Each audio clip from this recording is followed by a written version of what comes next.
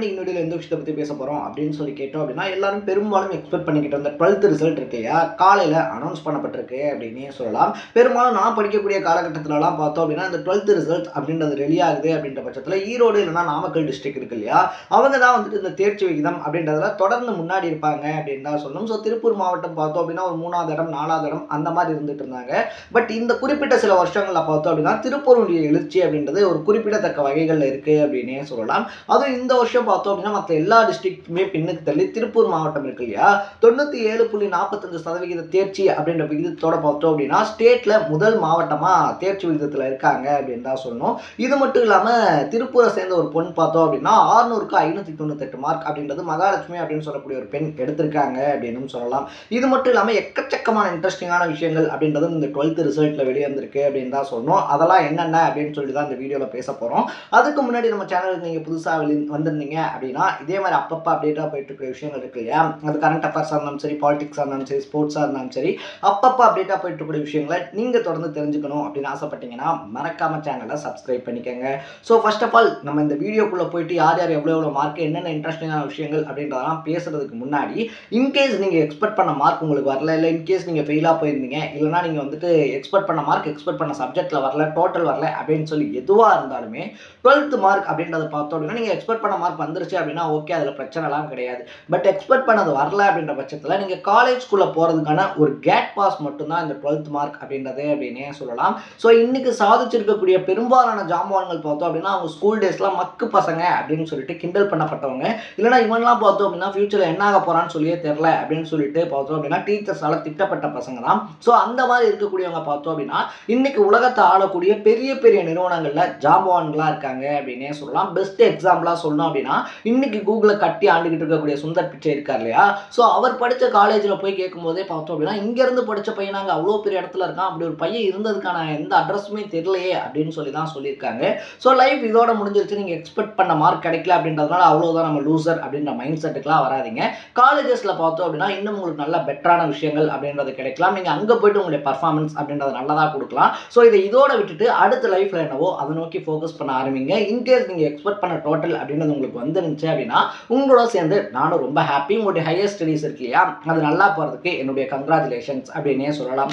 So apart from that நம்ம கண்டென்ட்டுக்குள்ளே வந்தோம் அப்படின்னா நம்ம திருப்பூர் இருக்கு இல்லையா, திருப்பூருக்கு அடுத்து பார்த்தோம் அப்படின்னா ஈரோடு, அரியலூர் இந்த மாவட்டங்கள் தான் பார்த்தோம் அப்படின்னா அடுத்தடுத்த இடங்கள் அப்படின்றத பிடிச்சிருக்காங்க.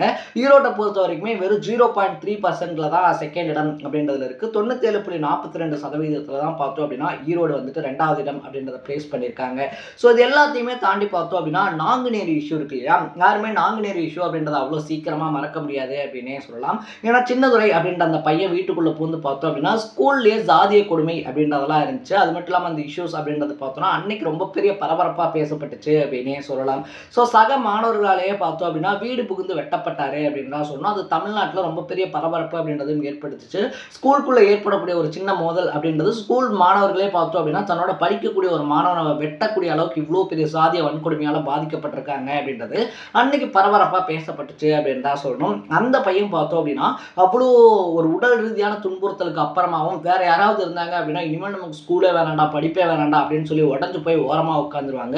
பட் சின்னதுரையை பொறுத்த வரைக்குமே பார்த்தோம் அப்படின்னா அந்த கஷ்டமான சுச்சுவேஷன்லேயே படிப்பை விட்டுறக்கூடாது, என்னானாலும் படிப்பு தான் நமக்கு கை கொடுக்கும் அப்படின்னு சொல்லிட்டு தொடர்ந்து விடாமல் படித்து பார்த்தோம் அப்படின்னா 12th எக்ஸாம்ஸில் ஆல் பாஸ் பண்ணியிருக்காரு. அதுவும் 469 மார்க்கோட பார்த்தோம் அப்படின்னா ஒரு நல்ல மார்க் எடுத்து பாஸ் பண்ணியிருக்காரு அப்படின்னே சொல்லலாம். ஸோ தமிழ்நாட்டில் அவர் பாஸ் பண்ணப்பட்டது அப்படின்றதும் ரொம்ப பெரிய விஷயமா பேசப்படுது அப்படின்னு தான் சொல்லணும். ஏன்னா ஒரு ரொம்ப பெரிய அடக்குமுறையிலேருந்து நம்ம வெளியே வரணும் அப்படின்னா நீ படிச்சிரு அப்படின்னு சொல்லி அம்பேத்கர் சொல்லியிருக்காரு. உங்ககிட்ட என்ன இருந்தாலும் சரி நீ படிச்சுட்ட அப்படின்னா உன்னால் யாரையுமே பார்த்தோம் அப்படின்னா உன்னை யாராலையுமே ஒடுக்க முடியாது, உனக்கான உரிமைகள் அப்படின்றத யாராலையும் பறிக்க முடியாது.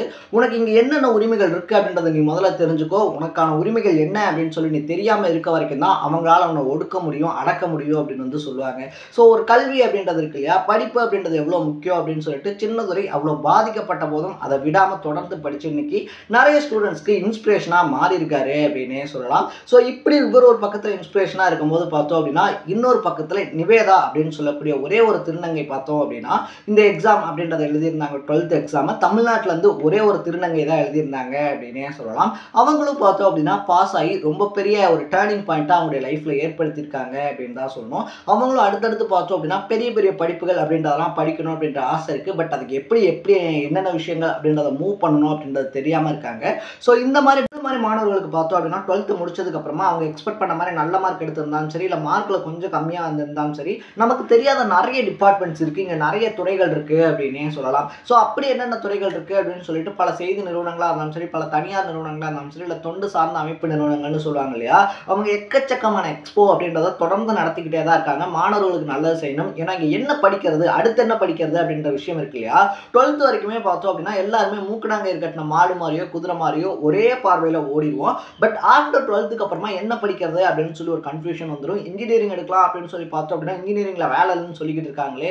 டாக்டர் படிக்கலாம் அப்படின்னு சொல்லி பார்த்தோம் அப்படின்னா டாக்டர்ல பார்த்தோம் அப்படின்னா டாக்டர் படிக்கிறதுக்கு நிறைய செலவாகும்னு சொல்றாங்களே அப்படின்னு சொல்லிட்டு எக்கச்சக்கமான மிடில் கிளாஸ் பீப்புள்ஸ் புலம்புறதை நான் கேட்டிருக்கேன். ஸோ இதை தாண்டியுமே பார்த்தோம் அப்படின்னா நிறைய படிப்புகள் நமக்கு தெரியாத நல்ல நல்ல படிப்புகள் இருக்கு அப்படின்னே சொல்லலாம். ஸோ எல்லாருமே போய் பார்த்தோம் அப்படின்னா ஒரே குப்பைக்குள்ள ஒரே குளத்துக்குள்ள உழுகிறதுக்கு பதிலாக எல்லாரும் ஸ்ப்ரெட் ஆகி வெவ்வேறு துறைகள் இருக்கு இல்லையா, வெவ்வேறு துறைகளில் போய் நம்மளுடைய கான்சன்ட்ரேஷன் அப்படின்றத காட்டும்போது எல்லாத்துக்கும் ஈக்குவலான வேலை வாய்ப்புகள் அப்படின்றதும் உருவாகும். ஸோ இந்த மாதிரியான எக்ஸ்போஸ்லாம் நடக்குது அப்படின்னா நியூஸ் பேப்பர்ஸ்லையுமே பார்த்தோம் அப்படின்னா அதுக்கான ஆட்ஸ், அதுக்கான விளம்பரங்கள் அப்படின்றதும் கொடுக்கப்படும்.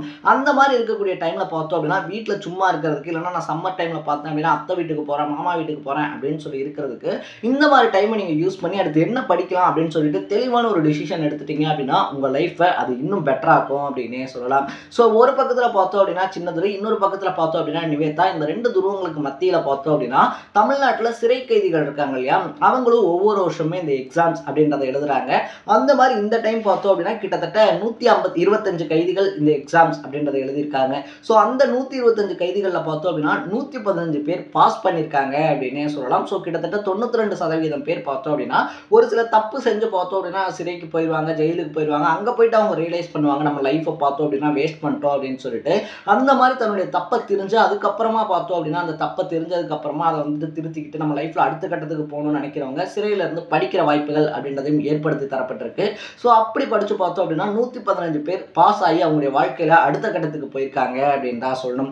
தமிழ்நாட்டை பொறுத்த வரைக்குமே பார்த்தோம் அப்படின்னா 2478 ஸ்கூல்ஸ் 100% பாஸ் பண்ணியிருக்காங்க அப்படின்னே சொல்லலாம். ஸோ ஒருத்தர் கூட ஃபெயில் இல்லாமல் பாஸ் பண்ணுறது, அது ஒரு ஸ்கூல் அப்படின்னு சொல்லி எடுத்துக்கிட்டோம் அப்படின்னா எல்லா ஸ்டூடெண்ட்ஸையுமே கவர் பண்ணி பாஸ் பண்ண வைக்கக்கூடிய விஷயம் இருக்கு இல்லையா, ரொம்ப ஒரு கஷ்டமான விஷயம் அப்படின்னே சொல்லலாம். அந்த 2478 ஸ்கூல்ஸ் பார்த்தோம் அப்படின்னா அவங்களுடைய ஹார்ட் ஒர்க், அங்கே இருக்கக்கூடிய டீச்சர்ஸாக இருந்தாலும் சரி, இல்லை அங்கே இருக்கக்கூடிய ஹெச்எம்ஸாக இருந்தாலும் சரி, எல்லாருமே ஒரு எக்கச்சக்கமான ஒரு எஃபர்ட் அப்படின்றது போட்டால் மட்டும்தான் பார்த்தோம் அப்படின்னா இந்த மாதிரியான ஒரு விஷயங்கள் அப்படின்றது நடக்கும். ஏன்னா ஒரு சில ஸ்கூல்ஸில் பார்த்தோம் அப்படின்னா ஒரு சில மாணவர்கள் அவங்க ஃபெயில் ஆகிருப்பாங்க, அதனால் அந்த ஸ்கூலுடைய 100% அப்படின்றது போகிறதுக்கான வாய்ப்பு அப்படின்றதும் இருக்கும்.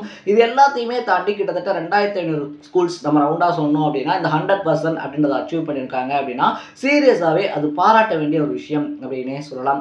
இது மட்டும் இல்லாமல் ஒவ்வொரு டைமே பார்த்தோம் அப்படின்னா டோட்டல் அப்படின்றது வரும்போது சென்டம் எடுக்கிறது அப்படின்றது இருக்கு இல்லையா, அது பல பேருக்குமே இஷ்டமான ஒரு விஷயம் அப்படின்னே சொல்லலாம்.